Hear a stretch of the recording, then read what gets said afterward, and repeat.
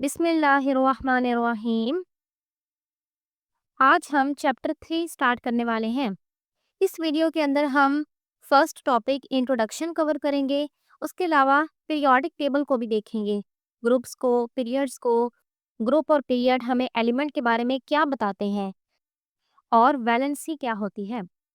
Ionic bond और covalent bond को revise करेंगे। तो चलें स्टार्ट करते हैं। A molecule as compared to the atoms from which it is formed is more stable. Molecule individual atoms के मुकाबले में ज़्यादा स्टेबल होता है। जैसे आपके पास दो ऑक्सीजन के एटम्स हैं, ये कंबाइन होके ऑक्सीजन मॉलिक्यूल बन गया। तो ऑक्सीजन का मॉलिक्यूल ऑक्सीजन के एटम के मुकाबले में ज़्यादा स्टेबल होता है।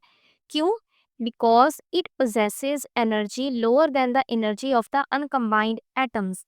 क्योंकि मॉलिक्यूल की एनर्जी कम होती है और इंडिविजुअल एटम्स यानी कि अनकम्बाइंड एटम्स की एनर्जी ज़्यादा होती है। तो मॉलिक्यूल की एनर्जी कम होती है, इसलिए वो स्टेबल होता है। This difference in energy is due to the fact that when atoms combine to form the molecule, the attractive forces are created which result in the release of energy. Molecule की energy क्यों कम होती है? क्योंकि molecule के अंदर जो atoms combine होते हैं उनके दरमियान अट्रैक्टिव फोर्सेस क्रिएट हो जाती हैं और इस वजह से वो एनर्जी रिलीज कर देते हैं, तो मॉलिक्यूल की एनर्जी कम हो जाती है। फिर केमिकल बॉन्ड की डेफिनेशन लिखी हुई है, the attractive force that holds atom together in a compound is known as the chemical bond. किसी मॉलिक्यूल के अंदर या किसी कंपाउंड के अंदर एटम्स के दरमियान जो फोर्स होती है, अट्रैक्टिव फोर्स जो उन एटम्स को आपस में जोड़ के रखती है, उसको कहते हैं केमिकल बॉन्ड। जैसे ये ऑक्सीजन का मॉलिक्यूल है, इसके अंदर दो ऑक्सीजन के एटम्स क्यों आपस में जुड़े हुए हैं? क्योंकि इनके दरमियान फोर्स है मौजूद। इस फोर्स को कहते हैं केमिकल बॉन्ड। अब पीरियोडिक टेबल देखते हैं। ये मेरा पीरियोडिक टेबल है, आपके पास भी होगा, नहीं है तो आप बाजार से ले लें। पीरियोडिक टेबल के अंदर जो इस तरह से कॉलम हैं, इन कॉलम्स को कहते हैं ग्रुप्स। ये ग्रुप्स दो तरह के हैं, ए और बी।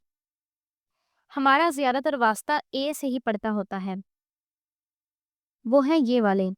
ये है फर्स्ट ए, ये सेकंड ए, फिर यहाँ से third A, fourth A, fifth A, sixth A, seventh A, eighth A. A वाले जो ग्रुप्स हैं ये टोटल 8 हैं। और क्योंकि हमारा वास्ता अक्सर ए ग्रुप्स के साथ ही पड़ता है, तो लोग लफ्ज़ ए साथ में लगाते ही नहीं हैं, बस ऐसे ही बोल देते हैं eighth group, seventh group, fifth group. तो उनका मतलब यही होता है ए वाले एलिमेंट्स। और ग्रुप बी के एलिमेंट्स यहाँ बीच में मौजूद हैं।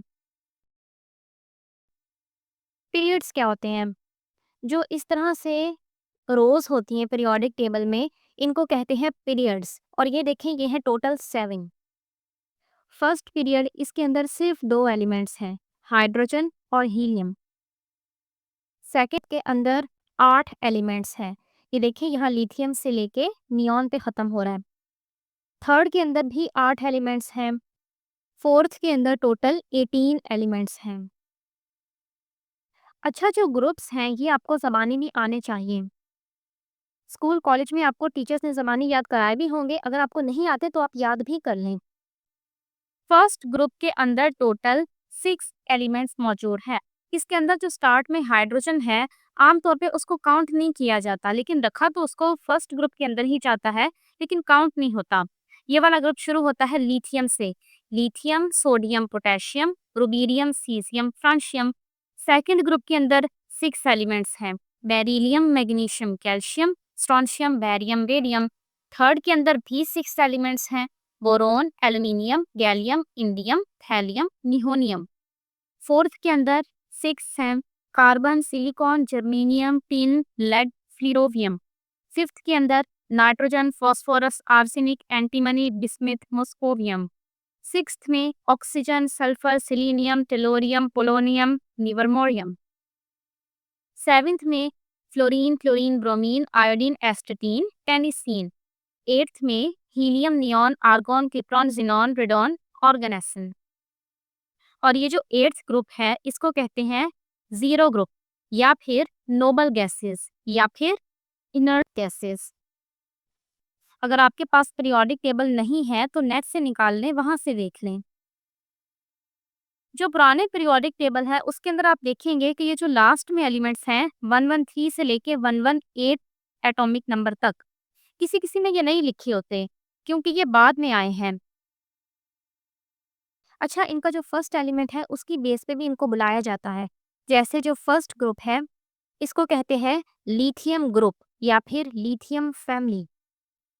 सेकेंड ग्रुप को कहेंगे बेरिलियम फैमिली या बेरिलियम ग्रुप। थर्ड को कहेंगे बोरोन फैमिली या बोरोन ग्रुप। फर्स्ट और सेकंड इन दोनों ग्रुप्स के और नाम भी हैं। फर्स्ट ग्रुप को कहते हैं अल्कली मेटल्स और सेकंड ग्रुप को कहते हैं अल्कलाइन अर्थ मेटल्स। इसी तरह से आगे देखते हैं, फिफ्थ ग्रुप को कहते हैं नाइट्रोजन फैमिली या नाइट्रोजन ग्रुप। एट्थ को कहते हैं ऑक्सीजन फैमिली या ऑक्सीजन ग्रुप। सेवेंथ को फ्लोरीन ग्रुप के साथ साथ हैलोजेंस भी कहते हैं। और एट्थ ग्रुप को कहते हैं नोबल गैसेस या फिर इनर्ट गैसेस या फिर जीरो ग्रुप। इस ग्रुप को नोबल लफ्ज इसलिए दिया गया है क्योंकि इसके एलिमेंट्स बॉन्ड नहीं बनाते, ये स्टेबल होते हैं बिल्कुल। ग्रुप नंबर और पीरियड नंबर ये हमें बताता क्या है?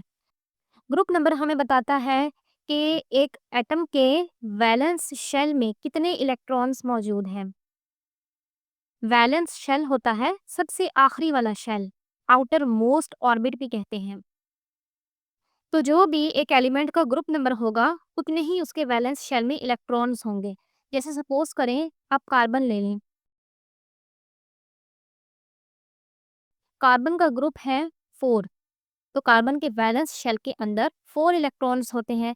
आप इसके इलेक्ट्रॉनिक कन्फिग्रेशन लिखें 1s2 2s2 2p2। इसमें से देखें 1s ये तो फर्स्ट ऑर्बिट में मौजूद है, 2s और 2p ये दोनों मौजूद हैं सेकंड ऑर्बिट में और इन दोनों के इलेक्ट्रॉन्स मिला के बनते हैं टोटल 4। इसी तरह से इसी फोर्थ ग्रुप के अंदर जो दूसरा एलिमेंट है सिलिकॉन, उसको देख लेते हैं। सिलिकॉन की कॉन्फ़िगरेशन लिखते हैं। इसका एटॉमिक नंबर होता है 14। 1s2 2s2 2p6 3s2 3p2। देखें 1s ये फर्स्ट ऑर्बिट में आ रहा है, 2s और 2p ये सेकंड ऑर्बिट में आ रहे हैं और जो लास्ट ऑर्बिट है वो उसके अंदर है 3s और 3p और इन दोनों के इलेक्ट्रॉन्स मिला के बनते हैं 4। तो ग्रुप नंबर से हम किसी भी एलिमेंट का पता लगा सकते हैं कि उसके वैलेंस शेल के अंदर कितने इलेक्ट्रॉन्स मौजूद हैं। इसी तरह से पीरियड नंबर हमें क्या बताता है? पीरियड नंबर हमें बताता है कि एक एटम के अंदर कितने टोटल शेल्स मौजूद हैं, टोटल ऑर्बिट्स मौजूद हैं। जैसे हाइड्रोजन ले लें, हाइड्रोजन पीरियड 1 में आता है तो इसके अंदर सिर्फ एक ही ऑर्बिट होता है। सेकंड पीरियड में से ले लेते हैं लिथियम। लिथियम का पीरियड नंबर क्योंकि 2 है तो इसके अंदर सिर्फ 2 ऑर्बिट्स होते हैं। ये कह लें 2 शेल्स होते हैं कि 2 एनर्जी लेवल्स होते हैं। पोटेशियम इसका पीरियड नंबर 4 है तो इसके अंदर टोटल 4 एनर्जी लेवल्स होते हैं। तो ये याद रखिएगा कि ग्रुप नंबर और पीरियड नंबर हमें क्या बताता है। अब पीरियोडिक टेबल को ब्लॉक्स में डिवाइड किया गया है। फर्स्ट ग्रुप और सेकेंड ग्रुप इन दोनों को मिला के कहते हैं एस ब्लॉक। ये जो बीच में सारे एलिमेंट्स मौजूद है इसको कहते हैं डी ब्लॉक। फिर ये वाला जो पार्ट है थर्ड ए से लेके एट्थ ए तक इनको कहते हैं पी ब्लॉक। और ये जो नीचे मौजूद है इसको कहते हैं एफ ब्लॉक। ये जो नीचे मौजूद है इनमें से इस फर्स्ट पीरियड को कहते हैं लेंथेनाइड्स और सेकंड वाले को कहते हैं एक्टिनाइड्स। ये लेंथेनाइड्स और एक्टिनाइड्स असल में पीरियड 6 और पीरियड 7 का ही हिस्सा है। अच्छा, अब ये ब्लॉक्स हमें क्या बताते हैं? S P D F block हमें बताते हैं कि एक एलिमेंट का आखिरी इलेक्ट्रॉन कौन से ऑर्बिट में जाएगा, एस में जाएगा, पी में जाएगा, डी में जाएगा, एफ में जाएगा। तो एस ब्लॉक के जो भी एलिमेंट्स हैं इनका आखिरी इलेक्ट्रॉन जिसको कहते हैं वैलेंस इलेक्ट्रॉन वो एस ऑर्बिट में एंटर होता है। किसी की इलेक्ट्रॉनिक कन्फिगरेशन लिख के देखते हैं, सोडियम की लिखते हैं 1s2 2s2 2p6 3s1। 11 electrons पूरे हो गए और आप देखें कि आखिरी इलेक्ट्रॉन एस ऑर्बिट में एंटर हुआ है। इसी तरह से पी में से कोई ले लेते हैं, सल्फर की लिखते हैं 1s2, 2s2, 2p6, 3s2, 3p4।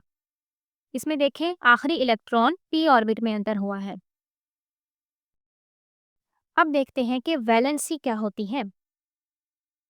Valency होती है एक एटम की कंबाइनिंग पावर कि एक एटम कितने बॉन्ड्स बना सकता है। देखिए, एक एटम कितने बॉन्ड बनाएगा ये डिपेंड करता है कि उसके अंदर कितने अनपेयर्ड इलेक्ट्रॉन्स मौजूद हैं, क्योंकि बॉन्ड हमेशा अनपेयर्ड इलेक्ट्रॉन्स बनाते हैं। ग्रुप नंबर के हिसाब से मैं आपको वैलेंसी बताती हूँ। फर्स्ट ए की वैलेंसी होती है +1, सेकेंड ग्रुप की +2, थर्ड ग्रुप की +3, फोर्थ की +-4, फिफ्थ की -3, सिक्स्थ की -2, सेवेंथ की -1 और नोबल गैसेस की वैलेंसी होती है 0, वो बॉन्ड नहीं बनाती। तो अब ये वैलेंसी हमें क्या बता रही है? ये वैलेंसी नंबर बता रहा है हमें कि इस ग्रुप के जितने भी एलिमेंट्स हैं ये कितने बॉन्ड बना सकते हैं।